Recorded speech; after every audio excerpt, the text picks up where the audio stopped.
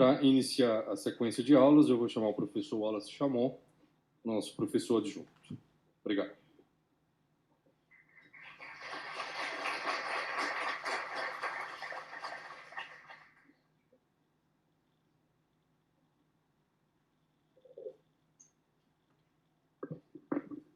Bom, boa tarde a todos. É realmente um prazer, uma honra, uma emoção muito grande estar aqui, falando dos 80 anos dessa casa que me acolheu tão bem, vendo aqui as pessoas responsáveis por esse acolhimento. Eu não sou formado pela Escola Paulista, sou formado pela USP de Ribeirão, mas fiz minha carreira de docência toda aqui, já há alguns anos, vamos evitar falar quantos anos.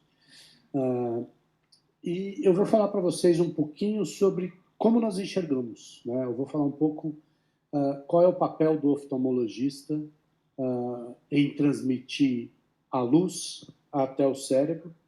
Eu tenho alguns conflitos de interesse potenciais, obviamente nenhum relacionado à apresentação de hoje, mas eu deixo aqui para aqueles que quiserem consultar. Eu vou falar rapidamente de luz, tá? Eu vou falar rapidamente sobre a teoria da dualidade da luz e vou citar 3 exemplos de pessoas que vão representar um grande número de físicos e pesquisadores que estudaram a luz. Eu vou citar Isaac Newton, Thomas Young e Albert Einstein. Por que esses 3 como um exemplo? Foi Isaac Newton que, em 1704, determinou que a luz se propagava como um objeto, que ela se propagava geometricamente, é o que a gente chama da óptica geométrica. No entanto, Newton não conseguia explicar alguns fenômenos, e um deles que ele não conseguia explicar era o porquê que a bolha de sabão formava um arco-íris. Coube a um segundo gênio, Thomas Young, que, entre outras coisas, foi o primeiro a descrever as marés, foi o primeiro a traduzir a Pedra da Roseta, mesmo antes de Champollion, e ele falou, olha, para isso ser explicado, a luz não se propaga como um objeto, e sim como uma onda. E aí ficou difícil, porque a teoria de Newton explicava 99% de todos os fenômenos ópticos. Aí coube ao terceiro gênio, Albert Einstein, para explicar que a propagação da luz tinha uma linha eletromagnética e uma linha física. Então, é a dualidade objeto e energia da luz. E é interessante, 1704, 1801, 1905, eu procurei muito alguma coisa em 2000 e pouco, mas, infelizmente, nada nesse nível. Eu vou falar um pouquinho agora da arte e da oftalmologia, de um aspecto muito específico da oftalmologia. Eu vou começar com essa foto de um sarcófago de 4.000 anos atrás. Eu vi que a Juliana está aqui. A Juliana, olhando para esse sarcófago, para essa imagem do olho, ela falaria para mim que a luz que iluminou o modelo está vindo daqui, dessa direção. Por quê? Porque eu tenho esse reflexo craniano aqui. A Juliana, como uma grande pintora, saberia isso. Isso sempre me fascinou. Eu imaginar que eu estou vendo uma coisa depois de 4.000 anos, eu conseguiria, nesse reflexo, saber se havia um túnel dentro desse local onde foi pintado, talvez uma janela, de onde viria essa luz. Sempre me fascinou. Aí eu aproveito para fazer um agradecimento ainda mais especial, porque isso era a capa de um livro que foi doado por uma pessoa muito importante para todos nós, Dr. Rubens Belfort, com uma dedicatória a mim e à Norma. É a capa de um livro que ele me deu em 1997. E continuando olhando, nós vemos que os artistas têm uma capacidade muito grande de ver esse brilho do olho. Esse é o brilho do olhar que a gente fala tanto. O brilho do olhar é o sinal de vida. Uma criança desenha um peixe morto com um olho com uma cruz, porque ele perde o brilho do olhar. O grande sushi man vai escolher o seu peixe pelo brilho do olho para saber o quanto ele é fresco. E os nossos artistas captaram isso muito bem, como Caravaggio mostrando aqui não só o brilho da córnea, como o brilho difuso da conjuntiva. E aí nós passamos para a iluminação fluorescente dos anos 40, 50, e Salvador Dalí mostrando o reflexo corneano reproduzindo uma iluminação artificial em tubo. Mais recentemente, eu estava em um museu e vi essa foto de Carolus Duran, 1879, e aqui me chamou muito a atenção isso aqui, ó, porque o reflexo está nasal do olho esquerdo e nasal do olho direito.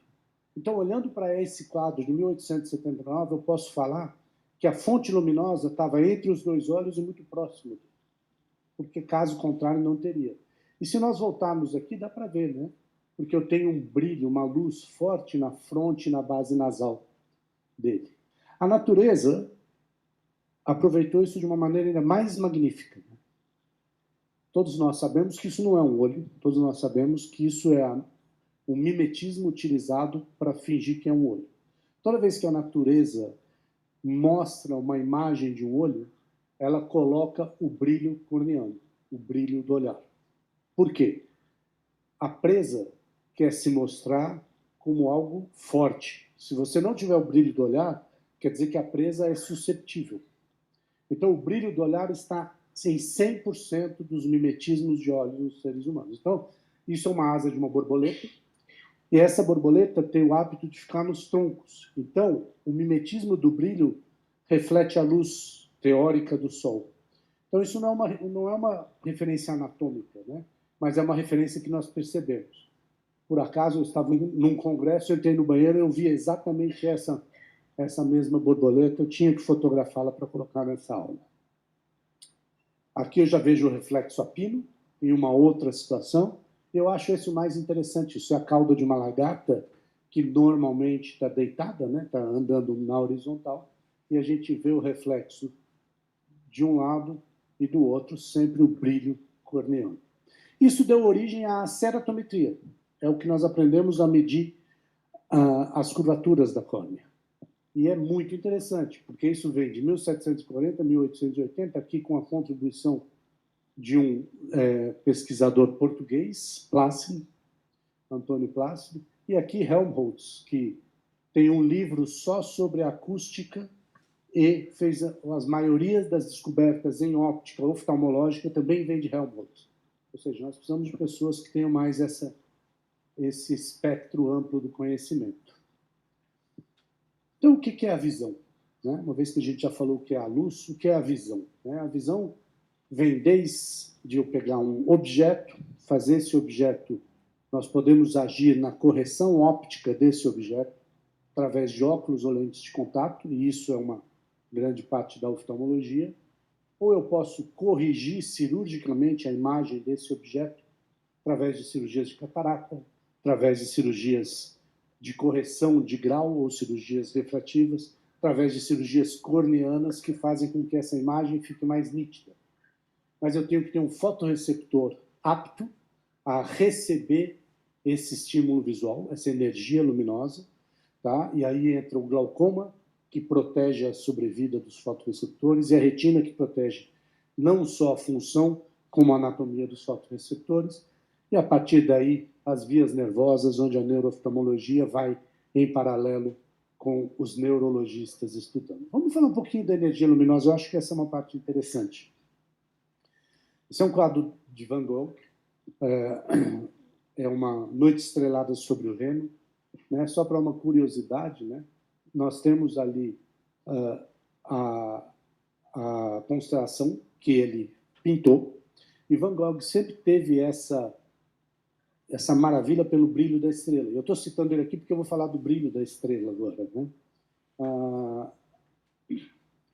Como nesse quadro dele, nós podemos ver uma lua com quarto crescente aqui, isso aqui provavelmente Vênus, e aqui algumas estrelas. Só olhando para esses pontos foi possível detectar em que dia foi feito esse quadro.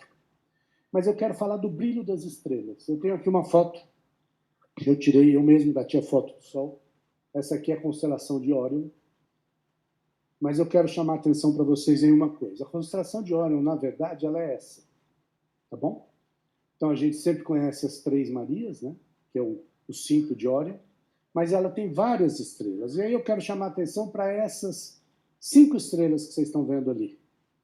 E eu vou tirar essa imagem e eu quero que vocês me digam se vocês conseguem ver essas 5 estrelas. Não dá para ver.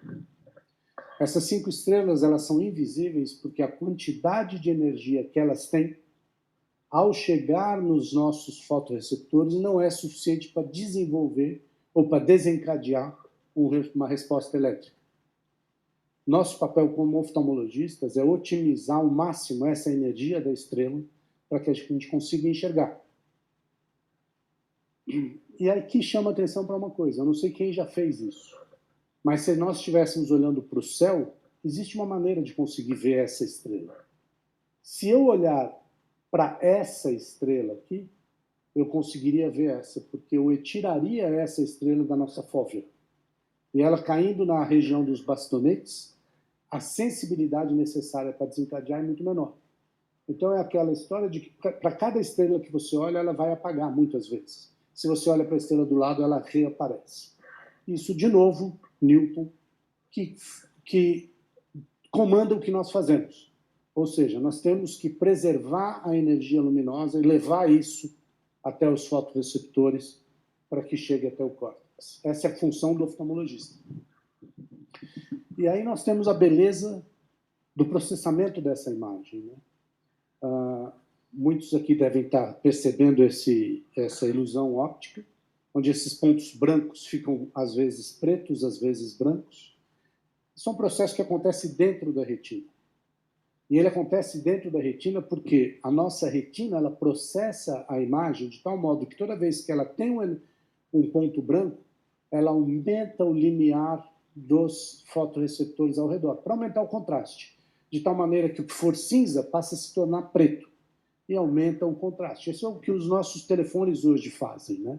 E isso só é possível porque dentro da retina, e eu chamo a atenção que isso acontece intrarretinianamente, isso não é cortical, porque dentro da retina não existe uma correlação de 1 para 1 entre um cone ou um bastonete, uma célula bipolar e, finalmente, a célula ganglionar, cujo axônio vai fazer um nervo óptico.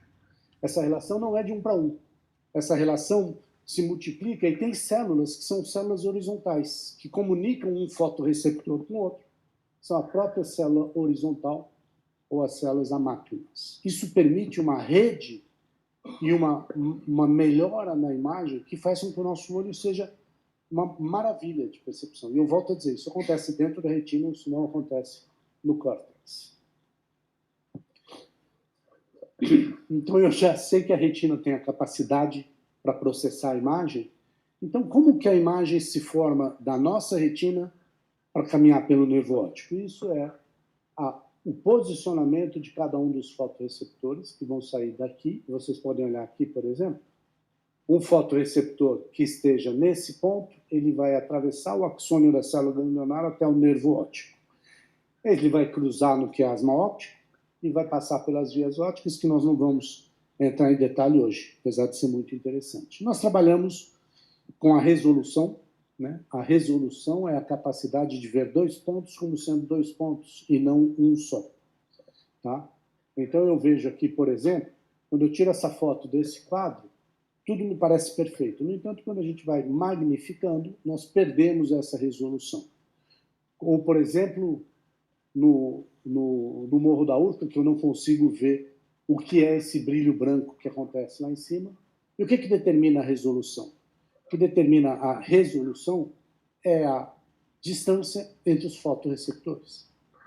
Tá? Os fotorreceptores veem cores diferentes, os cones veem cores diferentes, os cones estão na região foveal. Então eu tenho aqui nesse artigo científico mostrando a percepção de diferentes cores. E o nosso papel é pegar... um dos nossos papéis é fazer com que essa imagem seja nítida para que eu não perca essa energia. Né? Nós temos expectativas de quem está atrás do nosso foróptero, que é o nome desse aparelho, para aqueles que não sabem. Né? Nós gostaríamos de ter várias pessoas lá. Né? Eu gostaria muito de ter Albert Einstein lá atrás. Normalmente não é assim. Né? É melhor esse ou aquele. E agora esse, aquele, e aquele ainda. E por aí vai. Eu vou falar rapidamente das aberrações do olho. A aberração esférica do olho faz com que essa energia seja otimizada para que não se transforme em halos. A nossa córnea tem uma asfericidade, ela é mais curva do centro do que na periferia. Esse é um valor, uma das medidas é de 0,3. Quando eu tenho um paciente que tem uma doença corneana, como, por exemplo, um ceratocone, isso é muito aumentado, tem muito mais vermelho e muito mais azul, ou seja, ele é muito mais negativo. Ou quando eu opero uma miopia e eu faço esse tipo de alteração na córnea, eu inverto essa aberração. O que acontece com essas aberrações? Um olho sem aberração, a estrela é uma estrela. Um olho com aberração, eu não tenho um ponto formado, de tal maneira que, ao invés de eu ter essa imagem, eu tenho o que nós chamamos de um halo. Isso é energia perdida. É nosso papel acabar com essa perda de energia. Isso também acontece com a cor, né? As luzes azuis focam antes da retina, a vermelha depois da retina, de tal maneira que eu tenho esse borrão, que é um desperdício, é uma perda de energia para a visão. Né? A gente pode ver isso aqui nas fotos que confirmam isso. E uma maneira boa de ver isso é aqui. Ó. Se eu tento ler o azul e o verde, existe um halo ao redor. Esse halo desaparece quando eu faço isso em preto e branco. Era isso que eu queria passar para vocês hoje. Eu acho que isso é uma brincadeira, mas que representa muito como que nós devemos pensar. Né? Às vezes os oftalmologistas falam assim, eu tenho que dar uma visão boa para o paciente. A visão é muito mais do que a resolução. E, felizmente, a medicina e a oftalmologia evoluiu infinitamente nesses últimos anos, que nos permite uma capacidade de resolução muito grande. Eu agradeço essa casa, que é hoje um exemplo da oftalmologia do Brasil. Muito obrigado.